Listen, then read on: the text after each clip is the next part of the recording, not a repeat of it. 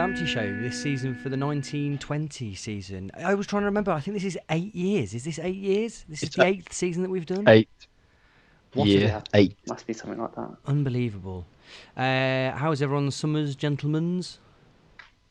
It was boring. Yeah. That voice you're hearing there, ladies and gentlemen, is Neil returning with us again. How are you, Neil? I'm very well, thank you. Hello, listeners. And how are you, Dom? Yeah, not too bad.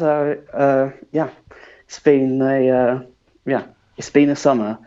I went to Berlin in the middle of an absolute heat wave. Where did you go? Berlin. Ooh, I've been there. Yeah. German. And then I went to see the National for the first time, which was great. So yeah, highlights of the summer there on a personal level. The Grand National or the Band National? The Band National. The Band National, okay. And how are they? Fabulous, I expect? Yeah, it was great to see some good on-stage antics from these Matt, chucking like pints onto the crowd, jumping into the crowd. So yeah. I'm not with it. I don't know who that band is. You're not with it though, Neil, are you? I mean, you would. I mean, in general, you literally no. just admitted it, but you would also be the first to admit that popular culture has somewhat passed you by, hasn't it? Lighthouse Family or Bust. That's what it is. Those of you will have the keen-eared amongst you will have noticed the absence of a low rumble. Paul is in fact on a late start due to his exertions in the Africa Cup of Nations, but he should be back next week. He's now here for pre-season training. Right, we're going to do moments of the summer to start off with. So, Neil, you've actually got one prepared. So, do you want to start off? Yeah, prepared's a strong word. I have something to say. Yeah, there we go. I guess it is prepared. Yeah. My moment of the summer was the kit announcement. Just that piece of beautiful fabric. I like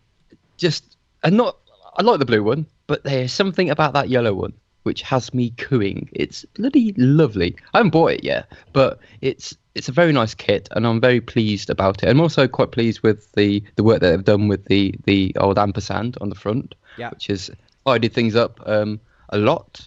And it's just very good to have something which looks, to my eye, fairly timeless. I could buy that and 10 years time wear it. Whereas some of them, you buy it at the time because you feel like you have to, but they become naff quite quickly. So pleasing all round. Yeah, I mean it's just gorgeous, isn't it? Both of them. It's the fact that it had such incredible potential to not be what it is, because at first there was speculation of whether it would be Hummel in the first place. Well, firstly, let's give a shout out. I think he's called Ben Darlow on Twitter, who portentously put up a mock-up of what a kit might look like, and then it turned out to be absolutely completely bob on. But first of all there was speculation about who it would be, and then the popular choice was Hummel in the first place, and then of course it was announced that it would be them, and then of course after that it was a case of saying, well, I wonder if they'll do that, and then of course not only did they do it, but they knocked it out the park. Yeah. Photos on Twitter and everything of people getting it and being like, this is absolutely baller as well, is that people have been very happy with it. And as well, you can't get them and people aren't out of their minds as far as I can tell. People are just like, yeah, no, it's fine, we'll wait, which is it's unbelievable behaviour from COV fans. So yeah, excellent stuff. And weird to see like nationwide or people beyond COV. That was one of the reasons, like, people away from COV actually trying to buy the kit. Like, what sort of maniac is buying the COV kit? But they are buying our kit, which is crazy. I'm very proud. Yeah, good old Hummel. Amazing stuff. I mean, God knows they've got their work cut out for them next season, though, haven't they? It's going to take more than the old blue and white stripes back out for them to top this. Dom, your moment of the summer. I'm going to say on a COV note, putting together a list of every player who played with Jordan Willis. Oh, that's excellent. And just sort of surfing over the last 7 or 8 years of commentary, and just how many players have played for us, how many you've completely forgotten about, and there is just so many of them who who you would wish to forget. But but just out of pure like miscellany, just sort of that football nerd in me, just going back over those names like Nathan Eccleston and those sorts. I don't know why Nathan Eccleston was top of the pile, but there you go. I'll tweet out the link to that. It's a Sporkle quiz that you can do where you can try and name all of them. I don't know if you've cast an eye over the statistics on it, Dom, of what a good score is, but I can't remember what I got, but it was good fun to do. Do you have any statistical? Are you sad enough, like I am, to check out the statistics of Sporkle quizzes that you've invented? No. I need to check it out and have a look at it. But I think there's a good sort of like 5 or 10. I think where no matter how much you know about commentary, there's just no way you're getting them. Yeah. Right, I'm going to chuck a few things in to consider for the summer. Firstly, I'm going to go for Max Biamou scoring in pre-season.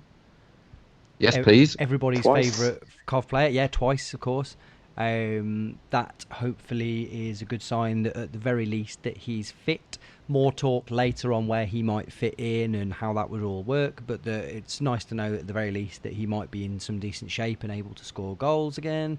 And then also, I think the main one for me is going to be the arrival of the two most excitingly named players since Kevin Malaga and William Ejenguele, in Javain Castanier and Wesley Joe Bello. Did anybody at any point predict two odd-named wingers to arrive over the summer completely out of nowhere? One is from Curaçao, or at least is now playing for Curaçao, but that is sort of ex-Dutch youth international. Yeah. But that was playing... the problem is that I'm going to go full... I'm effectively... You know when they say that thing about like dogs looking like their owners or the other way around?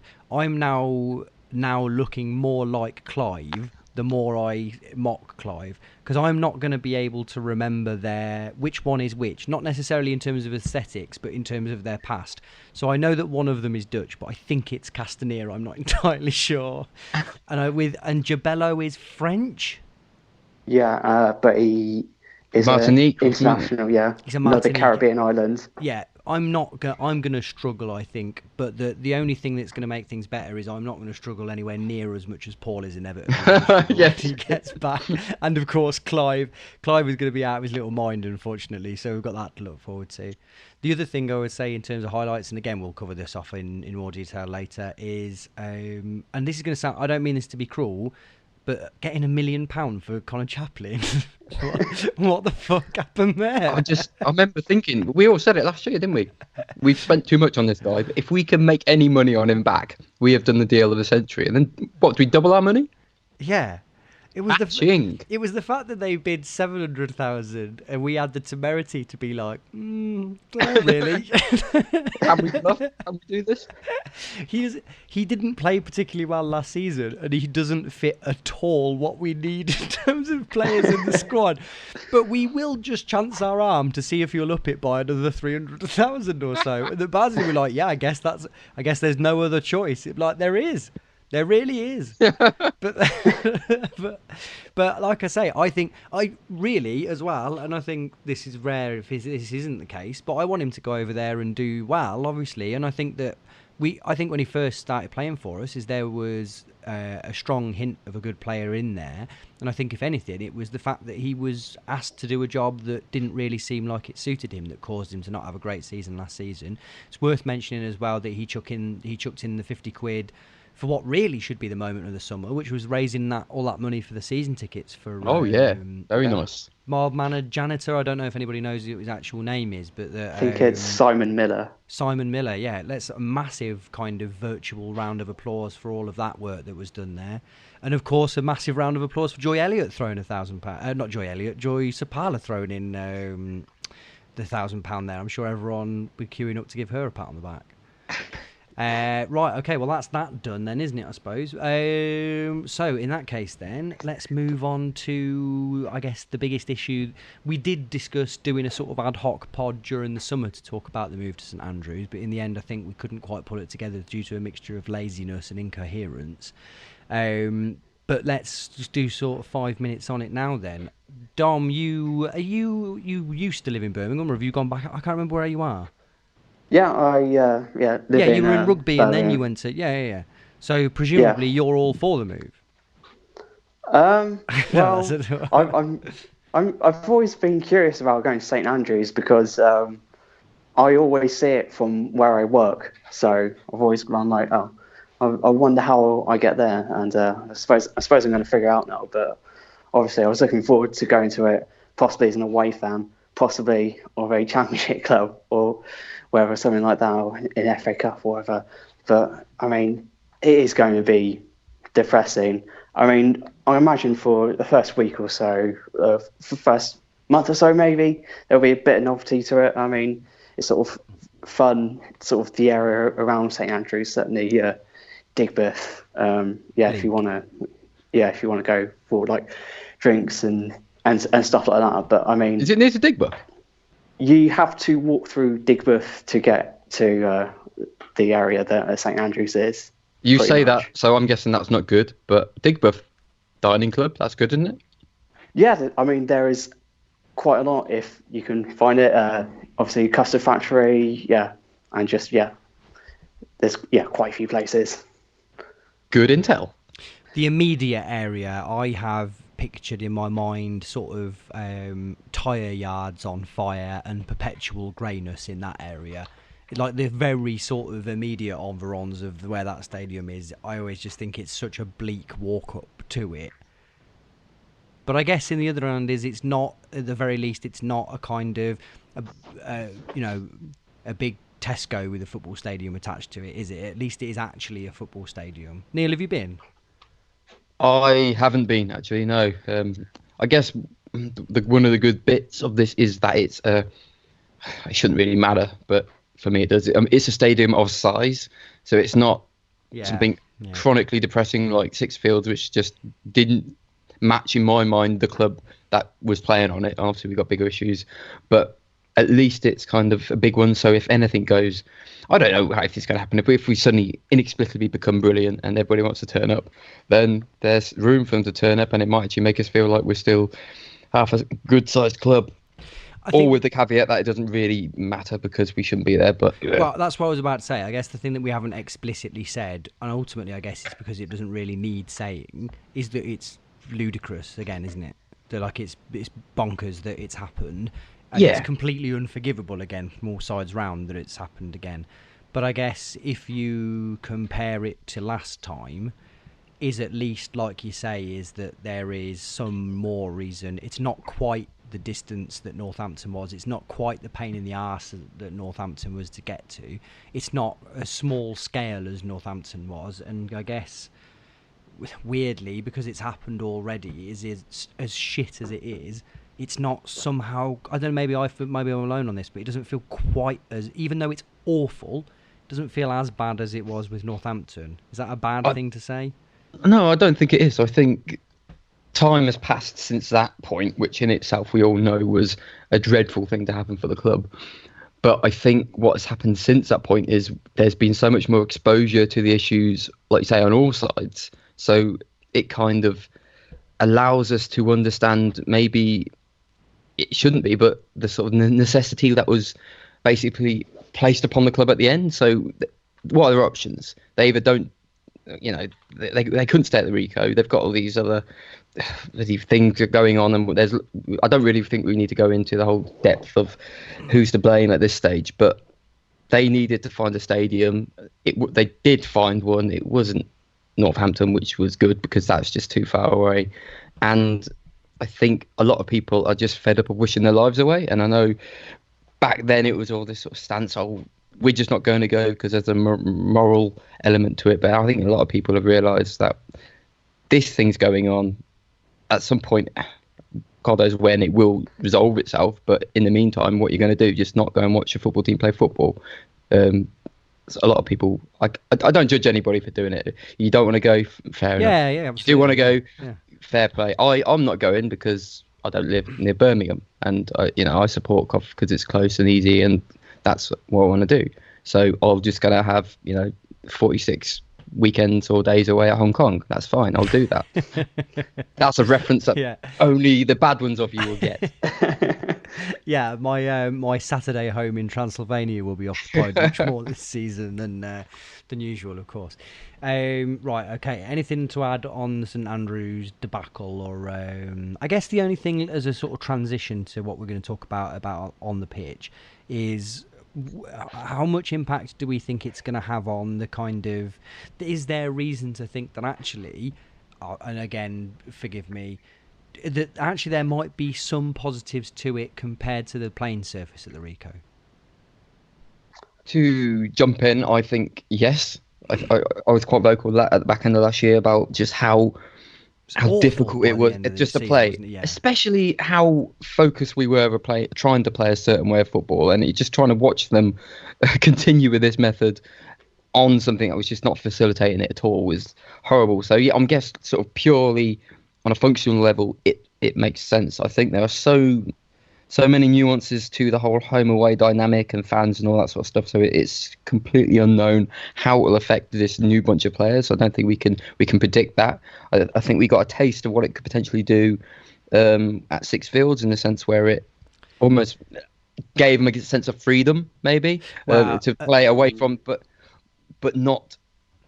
No, carry on what you're going to say. Well, the only thing that queered the deal with trying to judge Sixfields was the fact that, and you can only really do this in retrospect, is that what seemed like a team uninhibited by the Ricoh in one sense, now you look back at it and go, I wonder if we could have been playing on the moon with Callum Wilson and Liam Clark up front, and we'd have been quite a good attacking team. They were pretty good by mistake, weren't they? It was like, oh God, at the beginning of the season, Callum Wilson up front. Oh no, what is this? And he did. I feel like he would have done rather well in League One, no matter what happened. True story.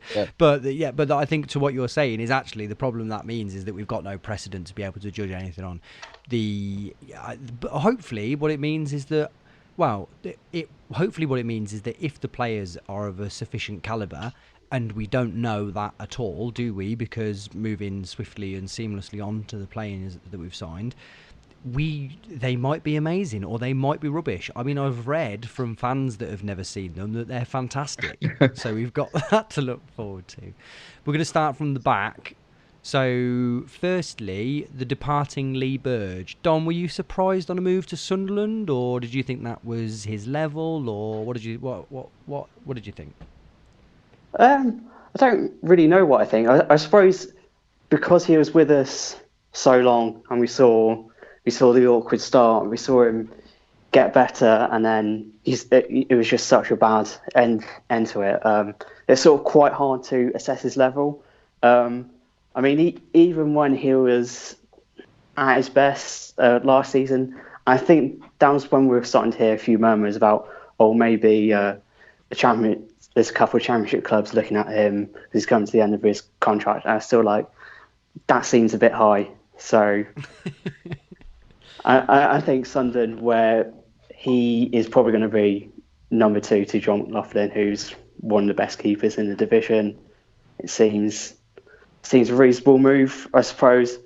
I suppose the only thing is whether if he'd gone somewhere maybe around the level, maybe a bit lower, where he'd be playing week in, week out, but he wouldn't be playing in front of people who are just waiting for that next era, whether that might have been beneficial for him to take that next step in his career. But I suppose you can't really begrudge him the move, really. We let him go, and he went somewhere. The presumption with Sunderland, more than anything else, is that, as sort of evidenced by a couple of the signings they've made, presumably they're able to outmuscle teams in the lower end of the Championship, aren't they? And so actually it's possible that Lee Burgess decided to take a financial offer that wasn't available anywhere else, linked to the fact as well that he was out of contract. I don't know how long his contract is at Sunderland, but say they've given him 3 years on a solid wage. It must be very, very difficult to think anything other than, do you know what, this possibly gives me a long stretch at the rest of my life. And they're making him feel like a king as well. All the social media they do. I mean, they're a big deal, aren't they?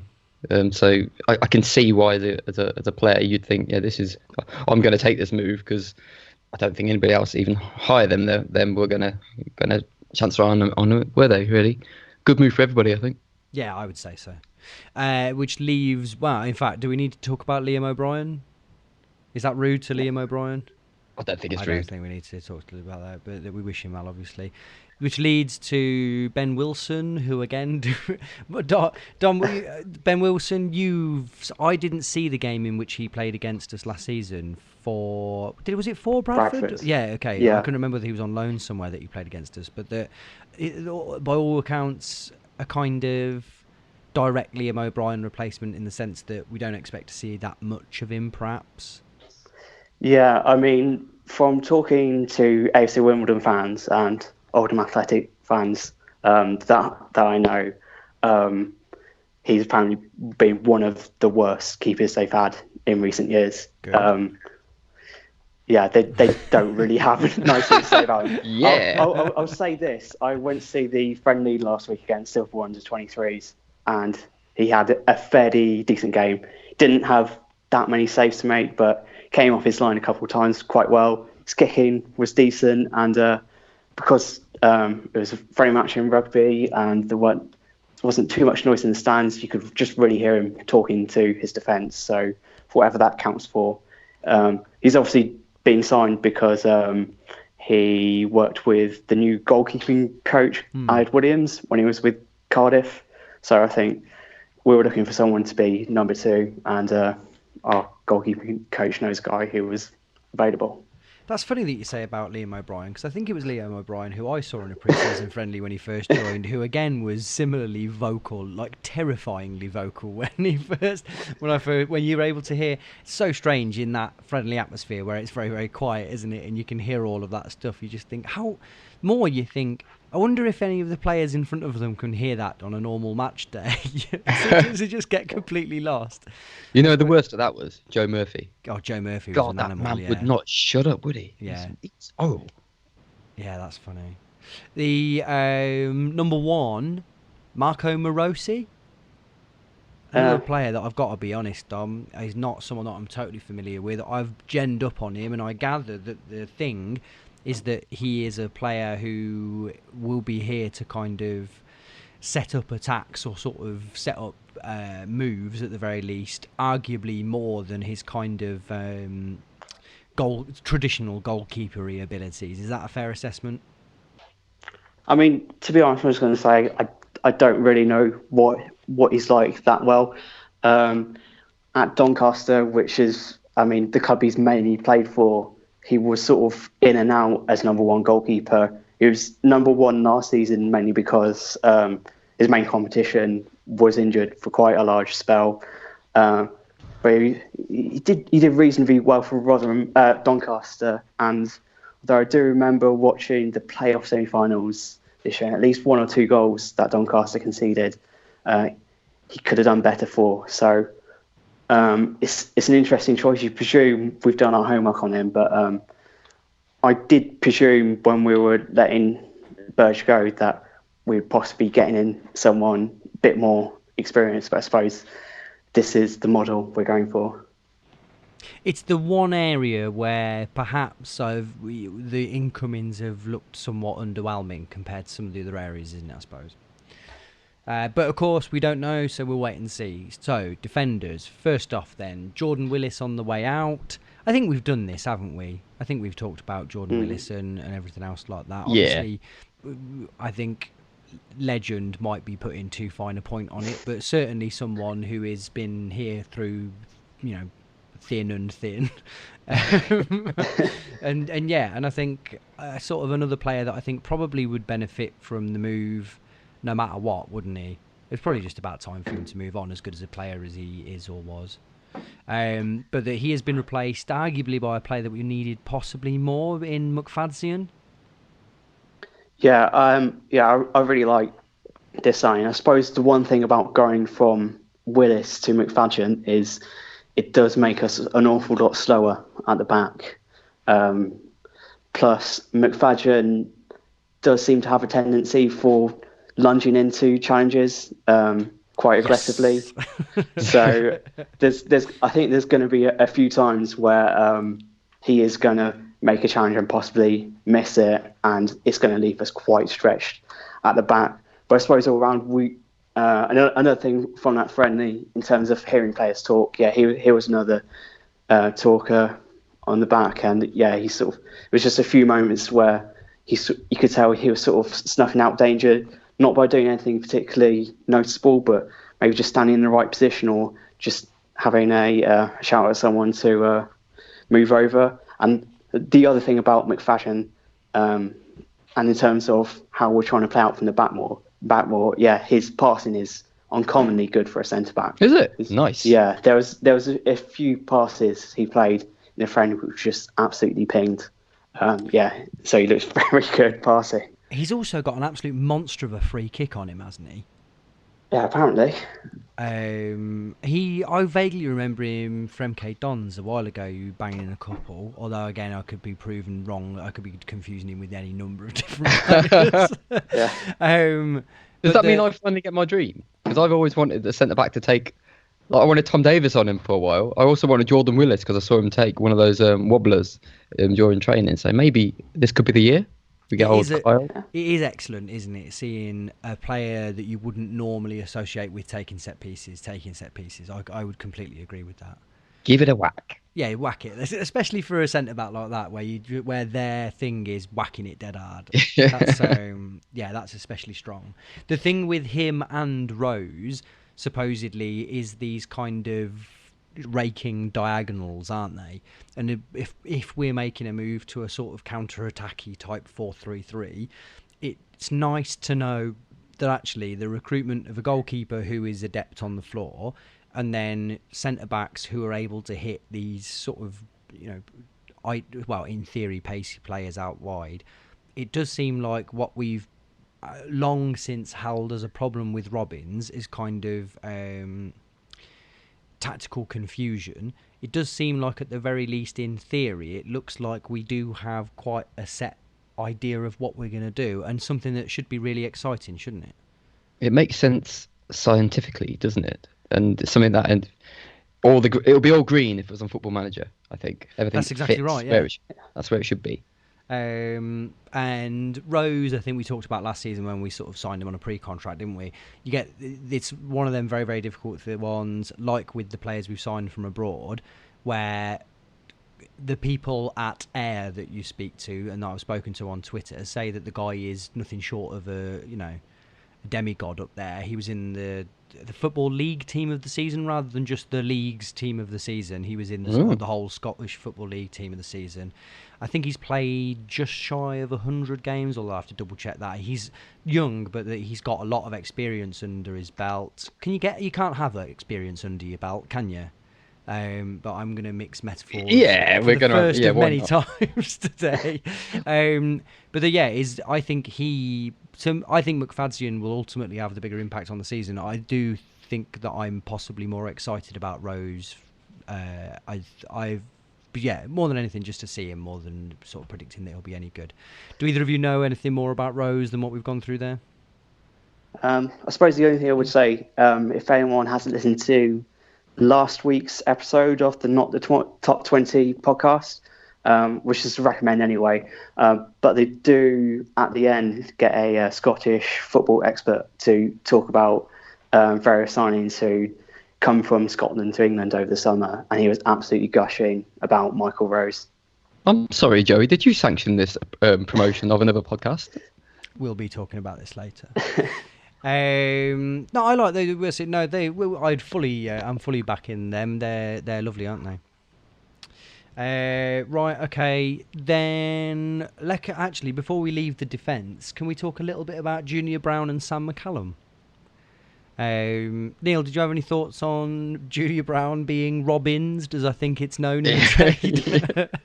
It's logically, it does make sense. You listen to his sort of thoughts on it, and he just seems too keen on McCallum not to give him a shot at things. And when you've got Mason, who I thought came into his own a little bit by the end of last year, it's pure. We've done science. Now this is maths. This is the numbers don't add up. We can't have them all, and it's just the way it goes. I think I don't mind him as a player. I always thought he was, after that really dodgy start, I thought he settled himself down, and he actually looked like it was quite a bit of a topsy-turvy kind of him Mason approach to things, but then obviously Mason sorted himself out as well. So yeah, again, it's just being realistic, and that's something that Mark Robins is very good at being.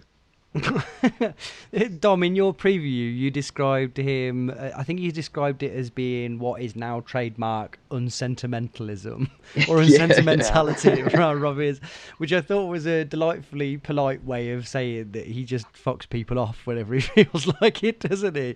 So that's I don't think it's a bad thing. In fact, actually, it's a really good thing, isn't it? That I think. Yeah, that ability to realise what's best for the squad and move on. But it does make you reflect on how difficult it must be to be a footballer at times when you're Junior Brown at, 29, 30 possibly? Yeah, or Jack Rimmer getting his club promoted. And then just being out on your ear. You just think, sorry, wow. mate. Yeah. Yeah, tough stuff. Okay, but ultimately, sort of general consensus that it was a fair decision? Yeah. Do you think it means that we'll see more of McCallum than we might expect this season? That's my only concern, and I don't like judging him too soon, but it did feel a little bit too soon back in the last year. So, but it's you don't keep putting someone in if you don't see something, and maybe it's just a transition period for him where he's just taking a little bit longer than some of the young players we've seen to feel accustomed in the first team. But I think Robbins clearly fancies him, so I'm all. I don't trust Robbins implicitly, but I trust him as a football manager that he can judge a football player. So I'm happy to give that one a go. And briefly on right back, Don, can we talk about the scandal that has completely overthrown the entire summer, which is the Josh Pask positional debate? Can you clear things up once and for all? I mean, no matter how much I try and clear things up, there's always someone who's trying to tell me he's a right back. I mean, it's just every time every time we make a signing or someone leaves, I post up a spreadsheet of the players we have, and everyone keeps on telling me to put Pask as right back, but I'm steadfastly refusing. In fact, but he is. The more they tell me he's right back, the more I'm just gonna ignore them and make him more of a centre back in my mind. I've even got I've even gotten onto Wikipedia just trying to source his positioning. What did you put him in your preview? Where did you put him? I have a handy little position map on each player profile, so he's got both positions covered, which I mean, in all seriousness, is basically what we signed him for. Because the guy did say it was right back, not to piss on everything you just said, but he did say he was right back, didn't he? But So I think what he said was he's been signed as defensive cover for right back, but he is a centre back. I don't think he's ever really been a right back at any point of his stage, at any point of his career. But as both of you just said, I think the point is that signing him meant that we'd got two positions covered, especially when you'd brought in a right back in Darboe, who, by the sounds of it, is the unequivocal first choice right back, isn't he? Mm. Anyone seen anything of Darboe to be able to comment at all? I decline to answer. Or did AD Vivish go back to Chelsea and go, can we have Sterling again? And they said no. And they said, well, what have you got that's like him? have you got anything else? Presumably that's another wait and see, isn't it? But if he's anything like Sterling, then that would be pretty good, wouldn't it? Midfield. Do we want to talk about Enabakari? Will he, won't he? I'm kind of sick of it now. Okay. I'm sort of not that bothered. I mean, we've signed a midfield. We've got a midfield three at the moment, which I think would be pretty good for most League One teams. They'd be happy with. We've obviously got Bright Enabakari as the one who might or might not get away, and that sort of always seems to capture the attention over the summer. Of you just latch onto these players who you get linked with, and you're just desperate to sign, that you kind of forget what you've already got. And I think that's very of Kelly, Allen and Bayliss is pretty good for creativity, for energy, for actually looking like a midfield three. I think we'd be all right if we had that. Can I float an unpopular opinion? So this is on the basis that I haven't seen Alan yet, but of the players we've signed, he's the one that I'm sort of roughly most familiar with. But that's not saying much, to be fair, because I mean, Javain Castaneer. I think Genabakari would be disruptive. I think if you're looking at playing 4-3-3 and that you've got Kelly as the one who holds, and you've got Bayliss and Allen who are dynamic enough to get up and down, but ultimately what you're getting from them is goals, as well as being able to sort of shift position and offer defensive and attacking cover, and you're aiming to play with three kind of very no defensive responsibility strikers. I don't know whether Enabakari probably makes you a bit heavy up top. I think he definitely is disruptive, isn't he? My only caveat to that is I don't know if that's necessarily a bad thing, because I guess he was disruptive last season. It didn't fit, and then eventually he made it fit because he was just so darn good. So I'm kind of with Dom on this one. I just sort of think, well, if it happens, lovely, but I would much rather get another striker actually than him. I think, like you say, we do have options, and if we're building towards something, he doesn't really fit into that at the moment, but you're going to take him if he's available. Oh, Christ, yeah. I mean, I should say, I think it's probably clear for anyone that was listening to last season, I really did, massively warmed to him. And I think it's one of them things where it was, a lot of it was, did you go to Sunderland or did you watch that game? Because I know that Paul, we took the piss out of him towards the end of the season for not falling for him. But that he was so spectacular that day. But more than anything, he did brighten that tail end of the season up, didn't he? No pun intended. Yeah, totally. But I just think that I almost think that it would be great to get him, and also it wouldn't be the end of the world if we didn't get him. As you say, I think a striker is probably much more the priority. Dom, let's not talk about Brighton and Bakari any more than we have. Perhaps you'd like to tell us what you do think is noteworthy in the midfield this season. By midfield, do we mean central midfielders, or can we chuck in wingers there as well? I'm going to what's it? Well, you can do whatever you want. Do it. Well, I suppose I've already talked about that midfield three. I think Alan's going to be a really good addition there. He's just supremely energetic player from what I've seen of him, and it's allied with with a decent amount of quality as well. So that looks like the kind of just a very good sign, especially as it's taking it off a team who we might be competing for playoff place with. But yeah, I suppose going further forward, it's the double dip winger overseas signing gamble that we've made. It's interesting that we've handed them 3-year contracts, which seems quite a gamble considering our track record signing players directly off the continent, especially as a lower league club.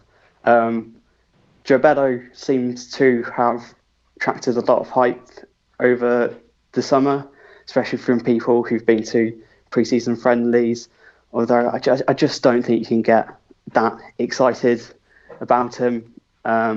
He's very quick. He's someone who seems to be the kind of winger who wants to get to the byline or stay wide and try and put a cross in. But you look at his sort of track record elsewhere, and it's not exactly stellar. But I suppose you can only judge him on what we actually see from him. People have been impressed. He might be quite a useful player, whether that's as a starter or whether that's as someone who can change a game off the bench. I suppose the player I'd compare him with, and I don't think this is necessarily in a negative way, but someone a bit like Carl Reed, that kind of wide player, someone who's just there, just to stretch the game a bit, and that could be quite an asset. But you're talking about someone who doesn't speak a lot of English and is coming to a new country, so just don't know. And then Castaneer, I think he might be a little bit fun. It's quite an odd combination of skills based on the 20 minutes I saw of him, where he has a lot of upper body strength and he does throw himself around a little bit, but he is a bit of a fancy Dan as well. He's tried a few sort of nutmegs and back heels. I like it. 1-2s. So I think he's the kind of player who's either going to instantly sort of capture the imagination, or we might see very little of him. Just one of those go the two ways. But I suppose in terms of the overall balance of the team, and especially in the front three, where at the moment we're not entirely sure of what kind of centre forward we're going to have, you're probably going to need at least one of them to step up this season with a decent amount of goals and assists. Castanera especially seems to be one of those players that generous people might describe as mercurial. It would seem that every club he's ever been at, the fans have been like, he is good for about 8 minutes of a game, and then he just decides to not really take part in a lot of it, which I think is going to be, like you say, it's fun more than anything else. I'm hoping that he brings a certain Duchan's naisonness to proceedings of kind of just, the odd amazing goal out of absolutely nothing, and then lots and lots of kind of skulking around a pitch looking cold. He's got sub written all over him, isn't he? He's a sub. Well, it's hard to tell, isn't it? Because apparently Jody Jones is nowhere near being ready, and there does seem to be an absolute this idea of kind of 3 up front with 2 wingers does seem to be the preference, doesn't it? And that Huula probably will be first choice to start off with, but it's hard to know how long that will stick for, and whether indeed he might want to move Huula inside. Yeah, I guess it's more if you can do more than 8 minutes. That's the key, isn't it? Well, weirdly, so I don't know whether it's prorated as well. So actually, if 8 minutes across 90, if it can be condensed into a substitute appearance, then actually that's a fantastic player. Happy days. Yeah. I mean, if you do the first 8. Yeah, if he can, really set us off, then take him off for somebody else. Neil, your thoughts on the midfield? We've not talked about Tommy Bayliss. Big year for that man. After big year for that man, we won't go into any of the controversy over the summer. No, I think it's. I haven't forgotten how good a player he is. I spoke to a few people at the back end of the last season, and I couldn't quite believe how short everybody's memories were about Tom Bayliss, where he started really well again last year. He did fade a little bit, but his performances aren't shit or aren't crap, and a lot of people were quite happy to sack him off, and I sort of think, well, let's remind ourselves just who this player is and what he can offer us. And so I'm looking forward to him settling down again, putting whatever happened back in the last season where he kind of lost his way a little bit behind him, and just let's go again and show everybody just how good he is. Quite whether he gets into the team or not all depends on the formation. But also, so are we saying that Jody Jones is still not quite ready yet? So I think Jody Jones is at the stage of recovery where he was last time he got injured effectively. So I think he could probably, I might be wrong on this and I'm happy to be corrected by anybody. My understanding is that he, in theory, could play a bit, but that they're micromanaging his return so that it definitely doesn't happen again. I think he'll be out for quite some time, I think. That's all they can do, isn't it? After what happened last time, I think. You'd imagine if that was me, that would break my spirit. Like, I don't know whether I could then put the application in to try and recover for another year. That's too long, isn't it? It's too heartbreaking. It's just. And as well, the physical damage that it would do a third time round is, you kind of think at that point a doctor probably would just say to you, this probably isn't right. Although saying that, I'm not a doctor, so I don't know why I'm pretending that I am. But yeah, so sorry, you were saying about Jones. Yeah, I just can't wait to see him again. I loved him in our League Two season. I thought it was absolutely sensational. It's been such a shame for him, but he seems like a really sort of strong-willed person. So I just can't wait to see him back in the team and kind of showing what he can do. And another person who I can't wait to sort of show what they can do is Jordan Shipley, who is still around, who I thought had quite a bit of swagger by the end of last season, who I think Robbins likes, and I think as unfashionable as he is an important part of that squad and may actually get a start on Saturday. That's my prediction. Well, also I think that if we are going to play 4-3-3 with 3 central midfielders, I think that formation will suit him down to a T. I think that being the left of the 2 more advanced midfielders will be perfect for him. And secondly, I think that he's kind of, if that's what we play, we've got 3 first-choice central midfielders to do that, and then he is the next person you would go to, isn't he? And I think that will mean that he will probably play a lot more games next season. He'll end up sort of naturally getting maybe 30 starts because of injuries, suspensions, and whatever else. Yeah. And I think that's probably quite a natural transition for him into whatever he then becomes. He either succeeds in that role, and that's kind of there it is, or if he doesn't, then he doesn't, I suppose. But I expect him to have a really good season. I know, like you say, I think he's very unfashionable, isn't he? But I think he's quite a good player. And it's hard to put your finger on it, because when he's good, he's good. But I guess it's the times and the regularity of which he's poor. I guess that's the problem. Yeah, the start of last season, there was no doubt about it. He had a long spell where he was very, very bad. But I think lots of players did, didn't they? Yeah. I want to quickly, before we move off the midfield, go on record as saying that I am as excited about Jamie Allen as I can remember being about a player. I'm absolutely convinced that even if he's not the best player in the world, he's going to be one of my favourite. He's all-action, goal-scoring, dynamic, aggressive midfielder, run-all-day midfielder. This is going to be very much a Roman Vincelo type love affair for me. I'm absolutely certain of it, even if he's not very good. And Jim O'Brien as well.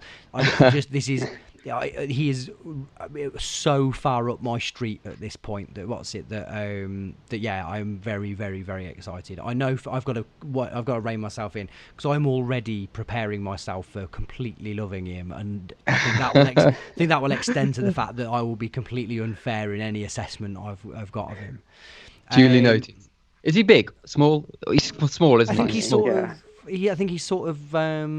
I don't think he's either, really, is he? He's kind of, but I think he's enough to really get around and kind of put himself about, which is exactly the sort of thing I want all players to do. My entire team would be my team talk. Get around, put yourself about, out you go, lads. Nice. Speaking of which, up front, the king of putting yourself about, Big Backer Boy, returns for another season. By the looks of it, as our first choice striker. What do we think about that, Neil? I always see him as a supplementary player. I think I didn't see it as a... To who?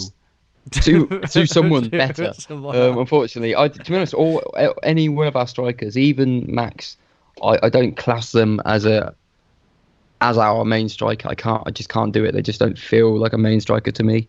They need, like, Max worked with McNulty eventually, and it worked well. But I don't know. I don't feel too comfortable with any of them at the moment. Not that I dislike any of our strikers, but I'm still waiting for that striker who's going to get us a bunch of goals, and I can feel like they're leading the line properly for us. But that's just a personal feeling. Biamu, the thing for me is that Dom, you said it best, when ultimately he is best used as a foil for another striker, isn't he? Yeah. And I think all of his best work is done that way. The only way that I could see him really, and bearing in mind I love what he does, I think that if we did sign Enna Bakari, there's, rather than having a Jamie Vardy 25 goal, I'm thinking of him as Okazaki basically. But rather than having a 25-goal striker next to him, if you had 3 in Enna Bakari and 2 wide players who might chip in with 15, you could get away with the fact that he might only score 5 to 10. That, I think, is going to be the biggest problem above anything else, is that I don't see him scoring more than 7 or 8 goals in reality.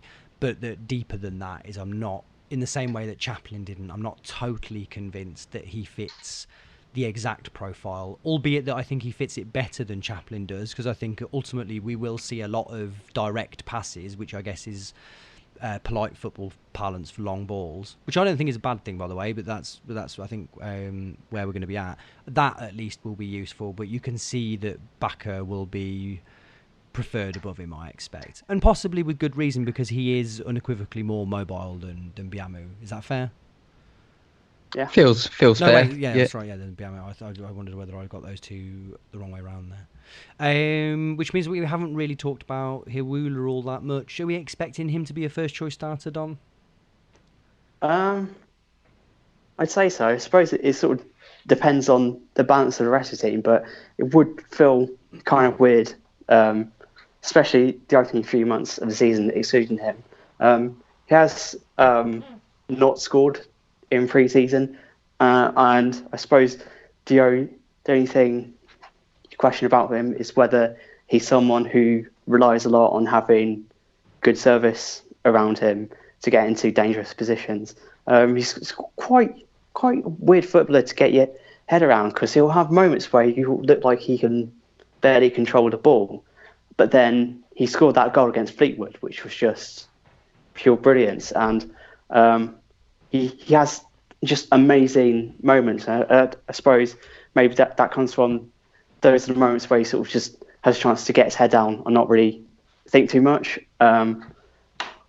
But he can be someone who can go in and out of games. So he's sort of the weirdest player, I think, in recent years who has been our top goal scorer, where we're not necessarily massively excited about him, but equally you'd expect him to get 10, maybe up to 15 goals a season, depending on what kind of team we have around him. Is there anyone in the squad that we've neglected to mention that we should have done? Are there any signings that we've not discussed? I know that there's a couple of kids coming. Is it Dan Bartlett? I think is one, but though we don't expect him particularly to be hugely challenging for first team action. No, I don't think so. I'm just Jordan. One who's sorry, go on. Yeah, I was just Ponticelli, but I was thinking more about Charlie Wakefield, just where he sits in the grand scheme of things, because he's still with us. He didn't really do too much when he came on last year, and he's number 44, which I don't know how much these numbers are statements anymore, but that's fairly high. That is quite high. I do get the impression that he drove some of that. I don't know. Yeah. But for what reason? I'm afraid I don't know. But yeah, you're right. Actually, we've not talked about him particularly. I think Don, did you say that he played 46 minutes? I think in last season. Yeah, he made. I think he made almost the same number of appearances as like Jody Jones or someone like that, but it was always 10-minute substitute appearances. So we've never really got a fair impression of what he's like, and I think he's been injured for quite a bit of pre-season too. So I think this would probably have been his chance to come in and show himself a bit more as a first-team player, and it's a bit unlucky. Though the year before we signed him, he was basically out for the whole season with an injury right after signing on loan for Stevenage. So he's possibly someone who's just a little bit injury prone, or just someone who's been recovering from a long-term injury, and that sort of hampered him a little bit. But he's just someone it's hard to have an opinion on other than just like gut feeling. And Tom, just on Wakefield. So how many minutes did you say he played? 46. As a percentage, how many of those minutes were spent of him tripping over the ball? Do you have that data? Is that there? Is that available? It's not on Soccerway yet. No. Okay. I can't remember the exact specifics of it, but there was a point. There was something that Ed had said last season that made me laugh about that. I think Robbins had maybe for a couple or 2 or 3 games in a row, where he'd brought him out on sort of either 1-1 or when we were. Or sort of with a game very little to play for, and brought him on for the last 2 or 3 minutes of it, and Ed was saying the classic tactic of bringing on a player who nobody knows anything about, with no real idea of where he's playing, to provide the crucial moment in the last 2 minutes of a game. I just thought, not much point. You wonder if the player's just like, really, what are you expecting me to do at this point? Okay. Ponticelli going out to Tranmere, that feels like a clever thing to do, doesn't it? I wonder whether that might not be the best low move for him. I think Tranmere might struggle a bit this season in terms of creating chances, and he's also competing with quite a few strikers for a starting place. So I wonder if it's going to be whether we might have ended up loaning him up too high, whether if we sent him to like a League 2 club, or maybe just a little bit lower, just to somewhere where he's going to play week in, week out, that might be better for his development than somewhere where he's going to have to fight for his place. And I mean, it's a bit like Macclesfield last season as well, where it's just going to be tough. But I guess it's almost finding, like we said, a few people finding his place in the world. I mean, how old is he now? 20, 21, something like that? It's kind of, if he's at Tranmere and he's fighting and he kind of, it's time for him to kind of show whether he's ready for this level or not, I guess, isn't it? And it's he seems like a determined guy, and there's plenty of pictures of him in pre-season with the kit on. So you'd like to think I hope he does well. I don't think it matters too much how Tranmere get on. I think it's like at this stage he can be totally selfish and just go there and just try to get some goals and just to try and amplify his reputation a little bit. But I think it's one of those crucial seasons. He's one of those where you kind of think, well, this does sort of tell you which direction his career is going to go, I think. Just in light of what both of you have said there, I'm just going to quickly record a new intro for the Ponticelli bit. So this Ponticelli to Tranmere move, who thought that was a good idea? Okay, that's fine. We'll just skip that and drop that in. That's Seamless. everything, I think, then. Yeah, so, right, Southend. So, the first preview of the season, and we've got the preview master in. Dom, Southend, what's going on? Yeah, they've had quite a boring summer, it's fair to say.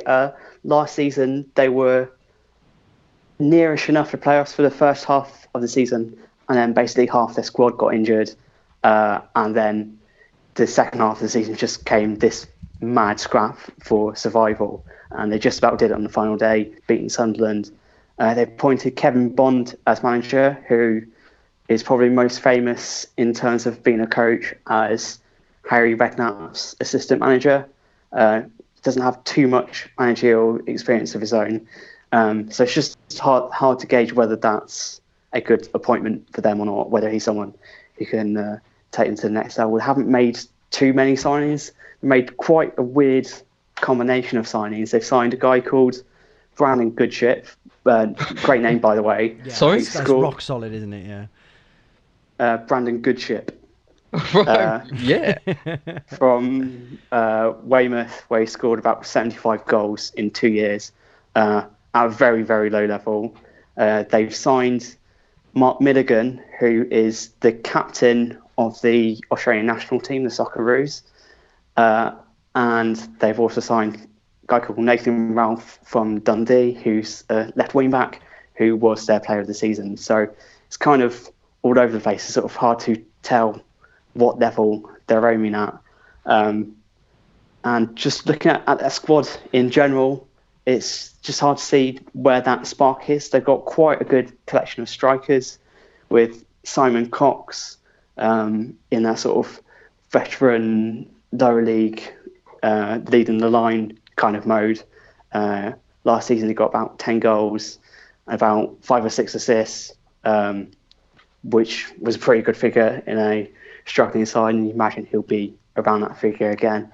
And he's surrounded by a good collection of strikers. Stephen Humphreys, who, by the way, scored on the opening day of last season against us for Scunthorpe, who's a big striker but quite technical and mobile as well, who could be someone who could score a fair few goals for them this season. They've got Theo Robinson, who I think is slightly underrated striker at League One level. It looked like they were going to let him go to Swindon, but he scored a couple in a pre-season friendly recently. That seems to have changed their mind. He's someone who's very quick and has got a decent bit of strength to him. So you imagine if they're sort of playing sort of long passes into our defence to try and wear him down, he's going to be someone who's going to cause us a few problems. But it's just where the creativity in that side is. They have Michael Kitely, former Burnley and Wolves winger, on the books. It sounded like he'd retired a few weeks ago, but hasn't actually been confirmed. They don't actually seem to have any wingers in the squad, so it looks like they're going to play 5-3-2 or 4-3-3, something like that, quite narrow. So imagine they'll be quite compact, try and keep things tight against us. And it looks like it's going to be one of those games we had at the Ricoh Arena for the second half of last season, where It's going to be about us trying to break someone down and trying not to get someone on the counter-attack. So it's going to be interesting with all these changes to decide whether anything is that much different on day one. Neil, any thoughts on the game? It's always intriguing, isn't it, and exciting, but I just don't know. And it's really I feel like in previous seasons you kind of had a sense of kind of what we're aiming for and where what we're going to give us, but just the whole situation, the whole Birmingham thing, confusing, and then bunch of new players. I mean, this is totally a new team now. 2 years ago, we built something which we thought was really, really quite sturdy, and then gradually last season we kind of gave up on those players that got us up, and now we are starting from scratch almost. And you sort of think, well, that can go either way, and that's just football. So we are taking a bit of a punt here, and no matter how good or well scouted any of these players are, if they don't connect, then that's that. But I just hope. I'd love for a fast start, just to try and maybe curb some of the negativity about obviously the off the pitch stuff. We can just get ourselves a few goals, and just start with some positivity, just to make everybody feel a little bit better. Because there are a few other teams obviously in worse situations than us, but we do have a stadium and we've got a team which it looks like we've got some players in there who can excite us. So fingers crossed for that. Yeah, I am waiting for somebody at the club to snap and say, well, it could be worse. We could be Bury or Bolton, like that. You wait. Just eventually be like, I don't know whether you can really compare. Although what I will say and obviously the world revolves around me, so this is pertinent, is I'm always whinging about the fact that clubs from the Northwest do their absolute utmost to make sure that they're not in the same division as us. And yet this year, if you look at the spread of geographically where teams are, it's a Northwest paradise in League One at the moment.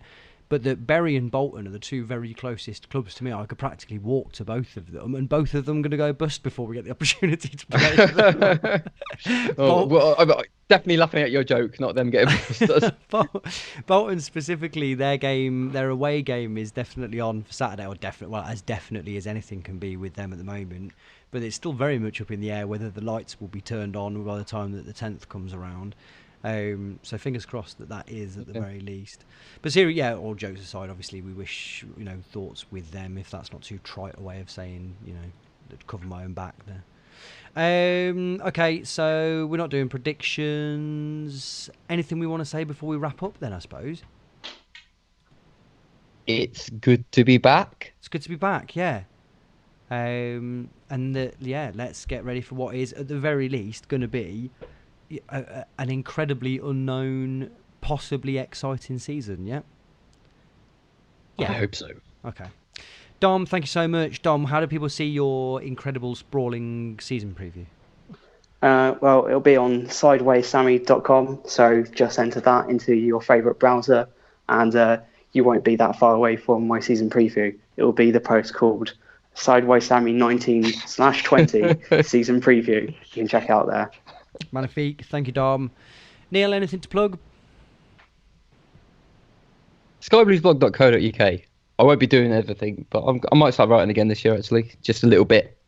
So yeah, check that out. Oh, I also nearly broke the Neil Ampty Show website last night, so fingers crossed we can still use that. I'll fix that later. Okay, yeah, we'd like it if you did start that up. Yeah. Right, okay, that's everything from us. Paul will be back next week, I expect, with all of your normal favourites. We'll be hearing from Laurie and Ed through the course of the season, and hopefully some other people that we've got lined up that might be interesting. It's good to have you back with us. Questions and all of that sort of nonsense from next week, but until then, bye.